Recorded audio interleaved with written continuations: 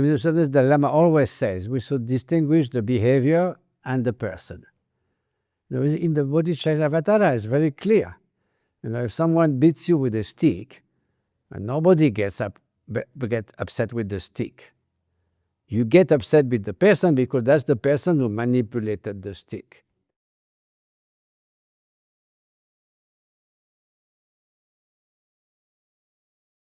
So Shantideva said, yes, but similarly, the anger and ignorance is manipulating the person. So the real ultimate enemy is anger, ignorance, selfishness, brutality, complete lack of empathy, as even people who say enough with empathy, or someone said the virtue of selfishness is a famous book by Ayn Rand, who is very influential, and you can see the whole impact in the US now. She said, according to my moral system, altruism is immoral.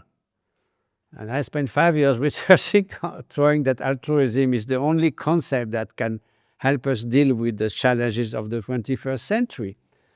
So you see, getting angry, of course it's annoying, at least you could say, but as being an object of compassion, what is compassion? Compassion is different from moral judgment.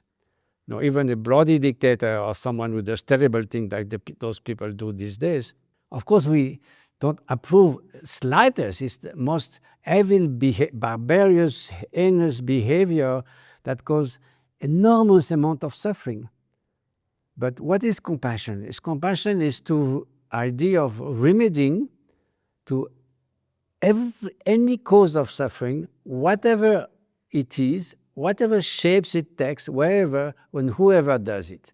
So that's the goal. So with that principle, you may wish, may somehow Donald Trump decides to go on his knees to serve the migrant homeless and beg for forgiveness, or say, from now on, I'm going to dedicate all my fortune to you. You can wish that. And that's what compassion wishes. May the suffering and its cause be dispelled. So you may wish that Elon Musk suddenly distribute all his fortune to eradicate, all the whatever diseases left, extreme poverty, which you could do, put every kid in school that is not in school, whatever is good for others. So you can wish that, and that's what compassion is. If you look at anger from outside, evolutionists like the evolution of emotion, Darwinians. Darwin wrote a beautiful book on emotions.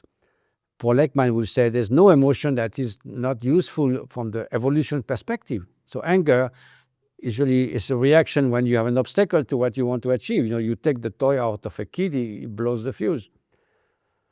So it has usefulness. Jealousy ensures the cohesion of the couple and the survival of the children. But it's not just anger. There's so many shades.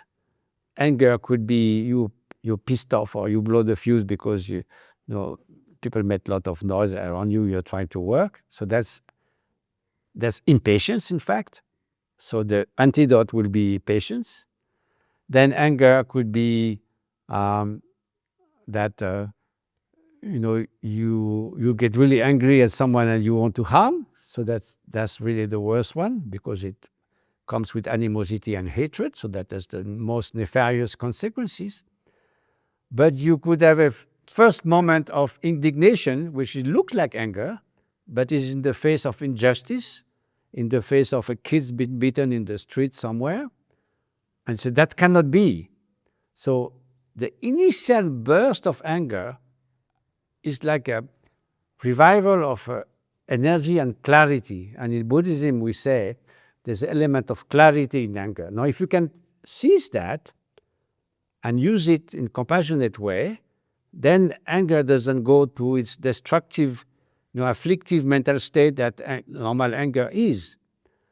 So then, that will lead not to, again, beat the guy who is beating the kid, but try to prevent stopping and do everything with some kind of benevolence, but with firmness. And we don't let anger grow up in hatred. So in that case, indignation is the not accepting what is completely wrong in terms of inflicting suffering to others, and then doing what's necessary. And you could have almost a wrathful aspect, because we say wrathfulness in that case is an exacerbated form of compassion, but without the slightest trace of animosity and hatred and harmful thoughts. Just, like the mother who see a child about to be run over by a car. She's not going to say, "Oh, my sweet little boy, would you mind coming this way?" She'll push him, and the child might, hurt himself, but she saved the child's life. So this kind of thing, of course, we have to be skillful. Then we get normal anger in ordinary way, and that is compassion in disguise, and this certainly doesn't work. So that's why, every emotion, we talk a lot about that with Paul Ekman and Richard Davidson and others, have many nuances. So Paul Ekman and his daughter Eve have made a sort of a map of all the emotion and their shades and their nuances. And even anger is a good example, because it can take so many aspects. So indignation is fine if you cannot fall into harmful anger. Like a skillful physician seeing a completely deranged, insane patient, like some of those people seems to be. So if they come, and they become a little bit violent, so he might tie them up to the chair, and next he's not going to bang and explode their brains with a stick, with a big piece of wood. He's going to say, "Can I cure that person? If I can cure, at least prevent that person from harming, that will be good." But ideally, do whatever it takes to that person's hatred, greed, insensitivity, lack of empathy, carelessness, psychopathic traits, may that be dispelled. That's the best thing that could happen for remedying suffering, because they cause immense suffering. So it's not wishing them success, and not too bad, Okay, go to Mars with Donald Trump, you will be fine there. Don't come back. We'll send you flowers and all that. Richard Gere had an organization called Healing the Divide. It was mostly about Palestine and Israel. It didn't work very much. Not his fault, but it's just like that. Because, as the Buddha said, if hatred replies to hatred, hatred will never cease. So it's not about saying, "Okay, we forgive you for everything, it's all fine." It's say, let's break the cycle of hatred. That's the only way to make peace. Enough suffering, enough unnecessary death, of innocent women, children, men, whoever. Enough suffering. So then that's the way to end up making peace. But if hatred flare, then suffering will never stop. So that's specifically what samsara is about, So that's why compassion is all the more needed. When some people say, no, look at your altruism now. What can we do with that? I say, what do you mean? If it's like you're saying during an epidemic, those hospitals are useless, those doctors, get rid of them. We're in the full middle of epidemic. What are you talking about doctors and hospital? So of course, more than ever, we need cooperation. We need openness, forgiveness, compassion, loving kindness. Is selfishness going to do the job? Is hatred going to do the job? Except eradicating the others.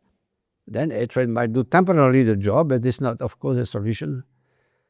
We will fuel more hatred over generations and generations. So yes, the contrary forces are huge and intense, and seems to now, at least temporarily, being on top. But eventually, the only way to build a better world together is through altruism and compassion. There's no other way. There's no other way.